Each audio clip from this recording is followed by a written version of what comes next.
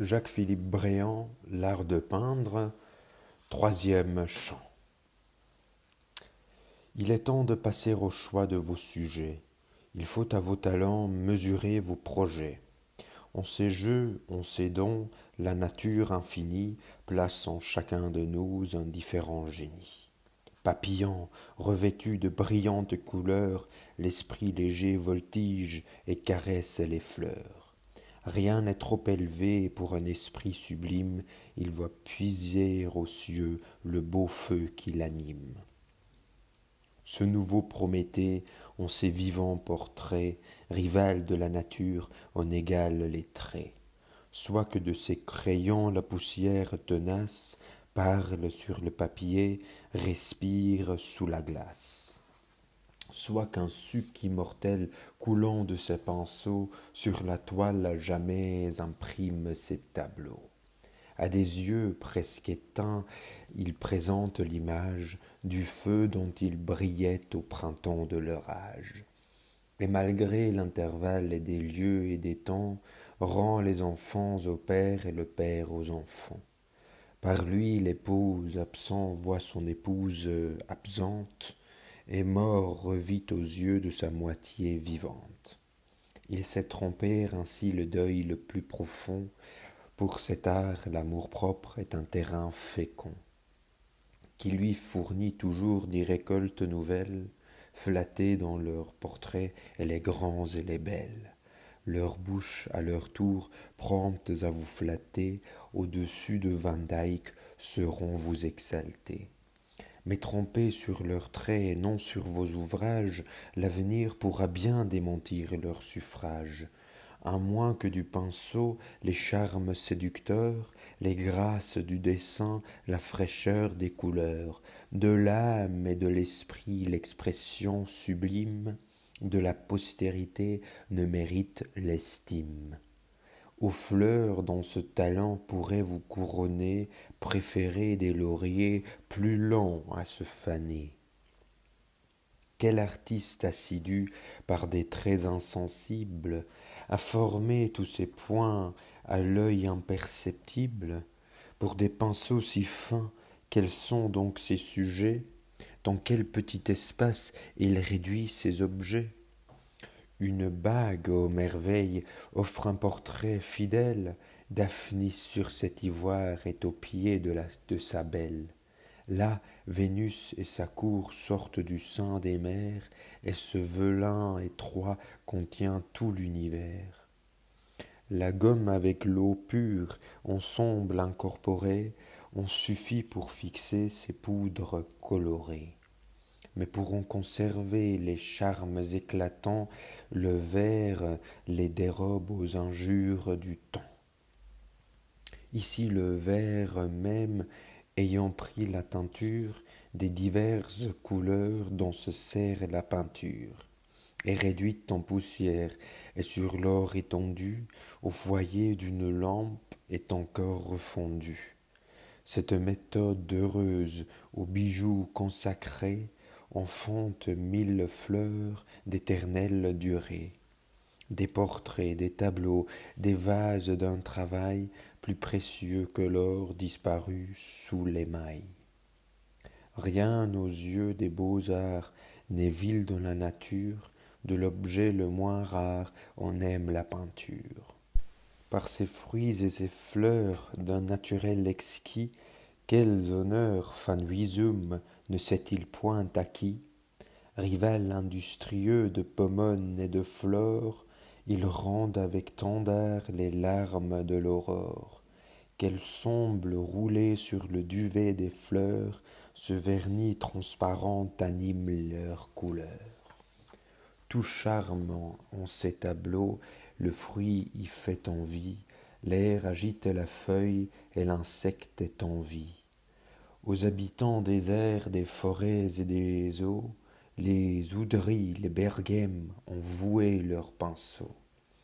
La fourrure, l'écaille et la plume légère, dans leurs portraits naïfs, ont leur vrai caractère. On voit leurs animaux nager, courir, voler, et d'après La Fontaine, ils les ont fait parler. Dans les yeux de l'agneau, je lis son innocence, la bonté de ses droits, son humble remontrance. Le loup dans ses regards porte l'arrêt de mort du faible injustement accablé par le fort. Lorsque le Titien crée un réduit champêtre, seul avec votre iris vous y voudriez être. Sous le parasol vert d'un orme officieux, l'herbe molle y présente un lit délicieux. Au sommeil, à l'amour, cette aimable retraite promet d'être commode et paisible et discrète. On est sûr d'y trouver le silence et le frais du ruisseau qui se perd sous ce taillis épais. Tant de petits cailloux font sautiller l'eau pure que l'on serait tenté d'écouter s'ils murmurent. La vue au loin s'échappe à travers ses ormeaux, glisse sur la prairie et monte ses coteaux, qui se chassent l'un l'autre et font l'amphithéâtre. Leur azur se confond avec le ciel bleuâtre, qui fuit sous un nuage avec art présenté pour écarter l'ennui de l'uniformité, et jeter sur la scène une ombre accidentelle qui contraste le jour interrompu par elle. S'il me peint un désert, je recule d'effroi, ces rochers suspendus prêts à tomber sur moi. Ce torrent qui, roulant entre ces deux montagnes, entraîne leurs débris à travers les campagnes. Son effroyable bruit que m'attestent mes yeux, ces repères obscurs de monstres furieux, le son du faible daim que ce tigre déchire, tout me glace d'horreur, je frémis et j'admire. Le poussin par l'éclat des plus beaux monuments donne un air de grandeur à des sites charmants. Dans tout son paysage orné d'architecture, la trace des beaux-arts anoblit la nature. Un reste de palais habité par les ours élève encore mon âme au niveau de ses tours. Du haut de leurs débris, le temps qui les affaisse me montre des humains l'orgueil et la faiblesse. Dans la sombre cabane ouverte à nos regards, Tenier c'est réunir de joyeux compagnards. On a pris pour s'asseoir les bancs et la futaille, le notable s'enfonce en fauteuil de paille. Le champêtre repas dans la terre et l'étain paraît sans symétrie à nu sur le sapin. Les coudes sur la table, on fume, on boit, on chante, on danse en rond sous l'orme, on saute, on se tourmente. Tout va, tout est en l'air au son d'un violon, d'on racle en grimaçant l'aveugle du canton. Ces mêmes villageois, sans quitter le village, prennent sous Poelembourg un maintien moins sauvage. Ils les métamorphosent en bergères élégants, leurs habits mieux coupés sont ornés de rubans. Des richesses de fleurs, ils parent les bergères, leurs jeux sont moins bruyants, leurs danses plus légères, et leurs pas mesurés sur les sons du hautbois, ces sites et ces fonds sont du plus heureux choix. Dans ces jolis tableaux, moins l'objet tient d'espace, de ses traits resserrés, plus l'ensemble a de grâce. Un galant badinage anime ses sujets, la Tircis près d'Églé, dont les yeux sont distraits, sur un sein que lui cache un voile trop avare, attache quelques fleurs d'une main qui s'égare. Ici, le jeune Hylas, vaincu par le sommeil, sur des gerbes couchées dort la face au soleil. La tendre Améris, que son sort intéresse, d'une méchanceté s'est voilée sa tendresse. Et passant un épi sur les lèvres d'Hylas, Elle feint une peur qu'on voit qu'elle n'a pas. Dans la pompe des jeux, des fêtes, des spectacles, la peinture s'élève et produit des miracles. Ces marbres, ces métaux, ces arcs majestueux, ces tombeaux, ces autels, ces temples somptueux, où vos yeux ont cru voir l'élégante sculpture de tous ces ornements parer l'architecture, sont de Servandoni des chefs-d'œuvre trompeurs. Leur fragile existence est due à ces couleurs. Il fit sur les dessins et du Tasse et d'Ovide le palais du soleil et les bosquets d'Armide. Il créa ces forêts, ces montagnes, ces mers, ces nuages, ces chars qui traversent les airs. Des feux qu'il asservit aux règles de l'optique augmentent l'imposture et l'accord harmonique.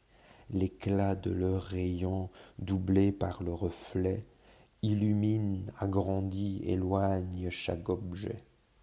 Et ce jour dont la source est cachée à ma vue, à différents signaux s'accroît ou diminue.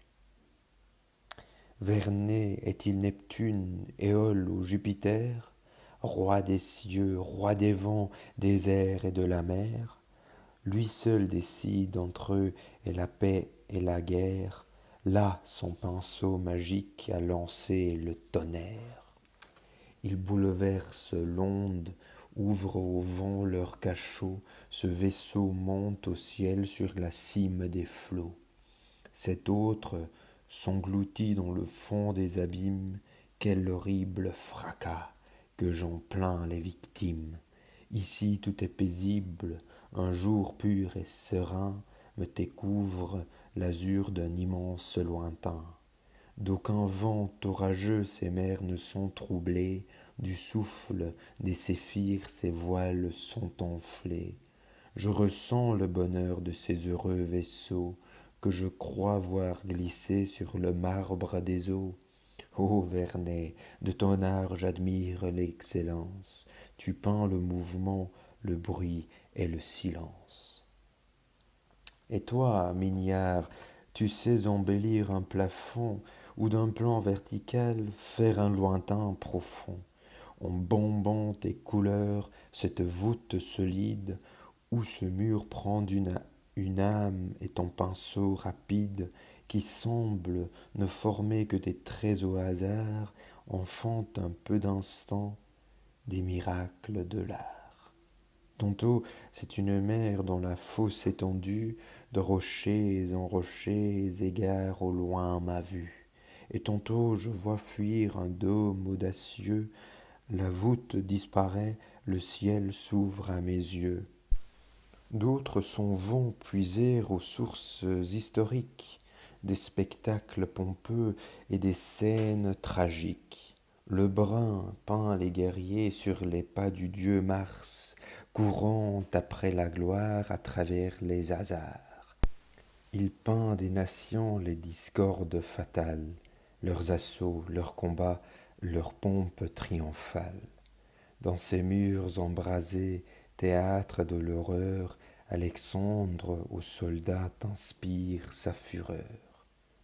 On foule aux pieds le fils pour passer jusqu'au père, l'enfant est immolé sur le sein de sa mère. Tout regorge de sang et les morts entassés arrêtent les vainqueurs de carnage lassés. Pour toi, que sur son trône éleva la peinture, ô Raphaël, ton art surpassant la nature, c'est aux dieux, aux héros, ou vrais ou fabuleux, donner leurs traits connus ou des traits dignes d'eux. Il embellit encore la beauté par les grâces, et partout de l'esprit il imprime les traces. Souvent pour ennoblir des compositions, du joint aux vérités d'auguste fiction. Se peut-il qu'un mortel de son chef imagine, peigne ainsi du Très-Haut la majesté divine? Sans doute l'Éternel te fit monter aux cieux, ou dans ton atelier apparut à tes yeux. tant de moyens divers et de plaire et d'instruire, aux élans du génie auraient bien dû suffire. Mais souvent, loin du but, il se laisse emporter, découvrant ses erreurs pour les faire éviter. Un Klingstedt à Vénus arrachant sa ceinture ne la peignit jamais qu'en attitude impure. Elle-même, en rougit tel amour ingénu, son voile à ses côtés pleura de se voir nue. De la main d'un calot, les délires burlesques dégradent son burin par ses dessins grotesques. Tantôt c'est une vieille au dos rond et voûté, à la face ridée, aux genoux déboîtés. Sa bouche se déploie, elle est prête à médire, déjà même elle rit des sots qu'elle fait rire. Tantôt c'est la misère en haillant des goutons, ou des monstres hideux encore plus révoltants. À ces genres abjects que l'honneur doit proscrire, on a vu trop souvent la fortune sourire, car on trouve toujours des badauds opulents dont le goût dépravé, fou des petits talents, couvre de monceaux d'or des nudités maussades, des magots monstrueux de viles bambochades, tandis que les tableaux des sublimes auteurs dans ce siècle gâté trouvent peu d'amateurs. J'ai vu quitter ainsi Melpomène et Thalie pour les baroques jeux des bouffons d'Italie, et Paris enivré de leurs sons glapissants, oublier Géliot et ses nobles accents.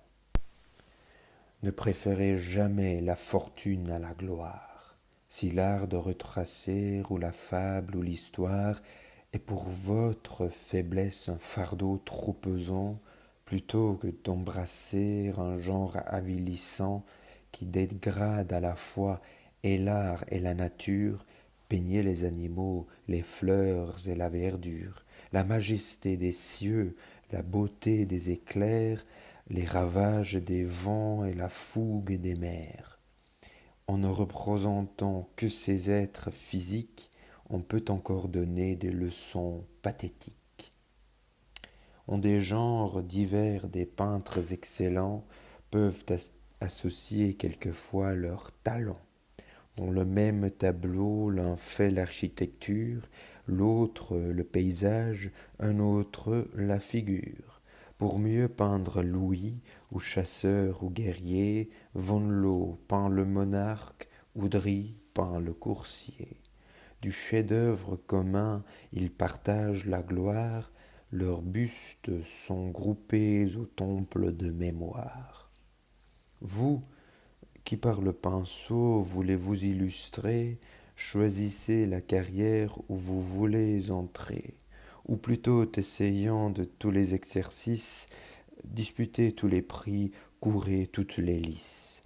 Aux arbitres de l'art soumettez vos essais, et de votre talent jugez par vos succès.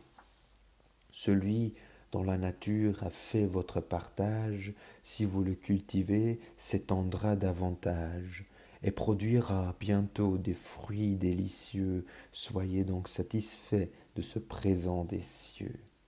Vouloir s'en écarter et forcer la nature, c'est tout perdre, son temps, sa peine et sa culture. Malgré tous les secours que l'art vient nous offrir, le talent qu'on n'a point ne saurait s'acquérir. C'est loin de sa patrie une plante étrangère qui, malgré tous nos soins, languit et dégénère. Les feux de son climat, dont la serre imitée, n'en tirent que des fleurs ou des fruits avortés. Quel que soit votre goût, quelque route qu'il suive, sachez d'un œil perçant et d'une âme attentive contempler les objets dont vous avez besoin, les choisir avec choix et les rendre avec soin. Remarquez que partout la nature a deux faces, présentez-la toujours du côté de ses grâces. En conservant son air, songez à la flatter, il est des agréments que l'art doit lui prêter. Si vous peignez des fleurs si belles que l'abeille s'y trompe et voltige autour d'elles. Si vous peignez des fruits si beaux, si frais, si naturels, qu'ils trompent les oiseaux, que la nature, même admirant le prodige, reconnaisse un vainqueur dans l'art qui la corrige. De même qu'au théâtre une seule action doit de vos spectateurs fixer l'attention, que véritable ou feinte elle soit naturelle, et s'explique soi-même au passant qu'elle appelle. Un sujet inconnu ne saurait m'attacher, et bientôt mon esprit est las de le chercher. Choisissez-le, toujours facile à reconnaître, sérieux ou plaisant, héroïque ou champêtre. Il doit m'intéresser et porter dans mon cœur le trouble ou le repos, la joie ou la douleur. Mais quelque sentiment qu'il vous plaise de rendre, pour l'exciter en moi, vous-même il faut le prendre. Le peintre doit sentir ce qu'il veut exprimer, en chaque personnage il doit se transformer. La passion qu'il peint doit agiter son âme. Peint-il l'ardent courroux, que le courroux l'enflamme? Est-ce le tendre amour, qu'il soit lui-même épris? L'Albane souriait quand il peignait les ris, et le dominicain prenait un air atroce en peignant d'un soldat le visage féroce. Que le temps, que le lieu s'accordent au sujet, et que tous vos acteurs tendent au même objet. Gardez-vous de mêler le triste et l'agréable, le faux avec le vrai, l'évangile avec la fable. N'allez pas imiter ce peintre ultramontain, d'ailleurs sublime auteur, dessinateur divin, qui, dans le fol accès d'une coupable ivresse, en peignant du vrai Dieu la fureur vengeresse, et l'univers en proie à des feux dévorants, offre aux yeux indignés 100 monstres différents. Et parmi les démons sur les rivages sombres, peint Caron et sa barque d'impudiques ombres.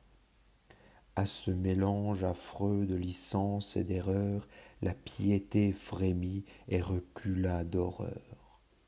La pudeur se voila, la candeur ingénue, et la religion détournèrent la vue.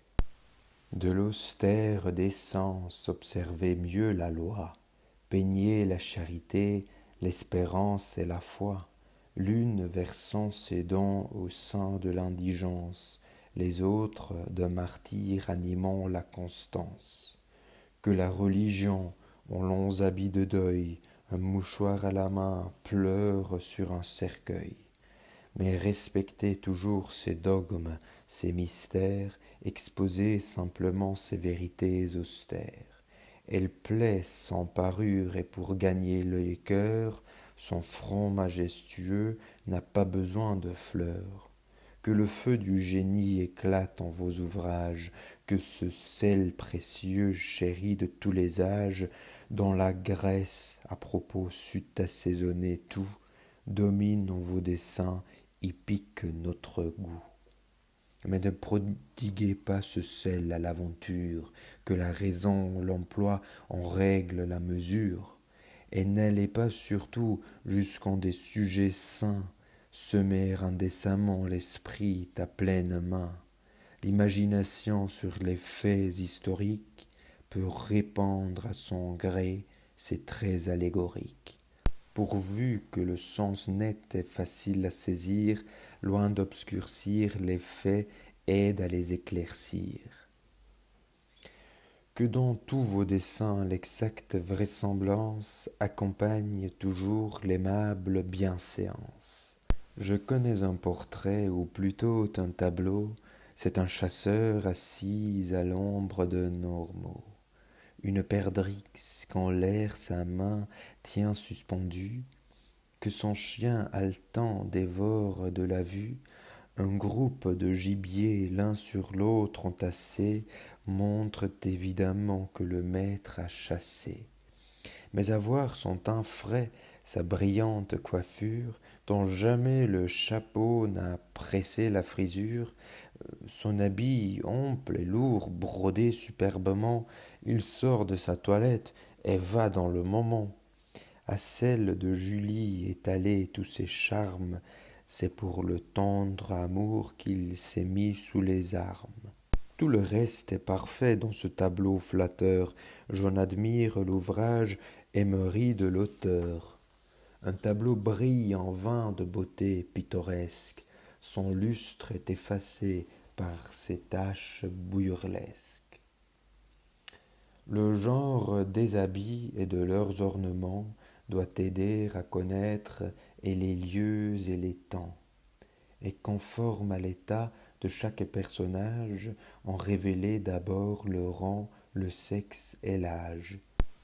Donnez à la beauté la soie et les pompons, le coton au chinois, la fourrure au lapon.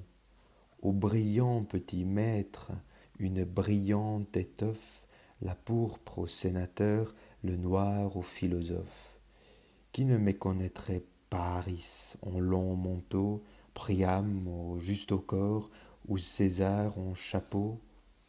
Ainsi, pendant longtemps, sur la scène tragique, on osa déguiser tout personnage antique, tout héros, scythe ou grec, perse, mède ou germain, endossait à Paris l'uniforme romain. Phèdre, Sémiramis, Monime et Cléopâtre, de paniers à l'anglaise ombrageaient le théâtre, ornaient de falbalas leurs immenses jupons et leurs fronts nébuleux de fleurs et de pompons.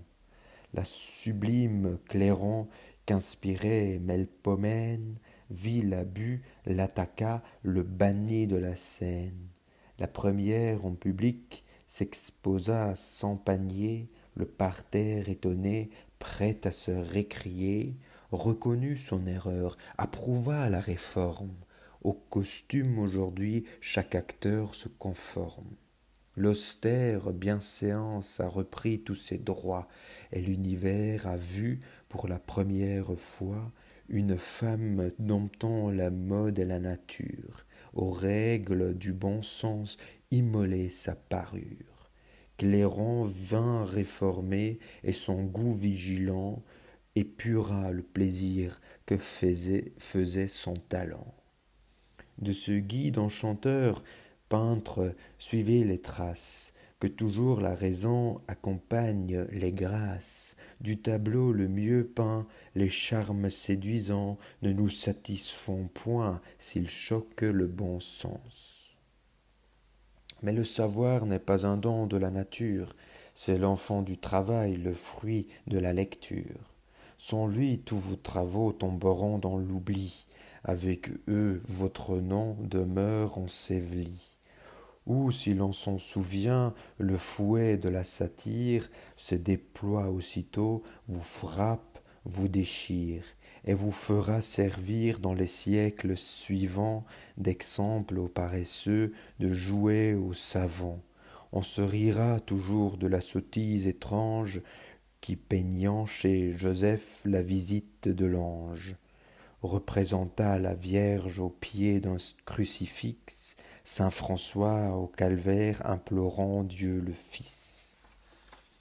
Ou d'autres nouveaux saints l'adorant à la crèche, contre les faits connus, ainsi l'ignorant pêche. Joignez donc la décence à la triple unité, la clarté, le bon choix à la fidélité. La foule des objets qu'un sujet vous présente, pour un esprit borné, devient embarrassante. Mais le génie heureux, aidé du jugement, choisit ce qui promet l'effet le plus charmant. Il prend pour l'exposer le moment préférable, les plus vives couleurs et le jour favorable. Il veut à son projet que tout soit relatif. Il n'admettra jamais de personnage oisif, d'ornements superflus, de circonstances vaines. le froid ou l'intérêt qui règne sur la scène saisit certainement l'âme des spectateurs, qu'on ne peut émouvoir qu'au degré des acteurs. En morale aux esprits comme au corps en physique, toujours par le feu seul le feu se communique. Quand un sujet vous plaît, remplissez-vous l'esprit de tout ce que la prose en a le mieux écrit. Et si la poésie a de ces couleurs vives, tracez du même fait des images naïves. Échauffez votre verve au feu de ces tableaux, des traits qu'elle a saisis, choisissez les plus beaux. Ces fleurs qu'elle tira du sein de la nature sont à la main qui sait emparer la peinture. Lisez donc, apprenez des peuples et des temps, les usages divers, les cultes différents. De la diversité des pays et des âges naît celle des habits, des goûts et des visages. Et les divers climats, ainsi que les saisons, ont des fleurs ou des grains, des fleurs ou des glaçons. Mais sans nous enfoncer en d'immenses lectures, il faudra faire un choix des sources les plus pures, en prendre avec prudence et non pas s'enivrer, aux 9 sœurs tour à tour il faudra vous livrer. Clio du monde entier vous en apprendra l'histoire, Calliope les noms couronnés par la gloire. Euterpe des bergers peint les jeux et les mœurs, Terpsichore à son gré trouble et calme les cœurs. Les ballets d'Érato, les pleurs de Melpomène et les ris que Thalie excite sur la scène. De Polmini, enfin le geste et le regard sont autant de miroirs qui vous peignent votre art, tandis que jusqu'au ciel la sublime Uranie, sur des ailes du feu, porte votre génie.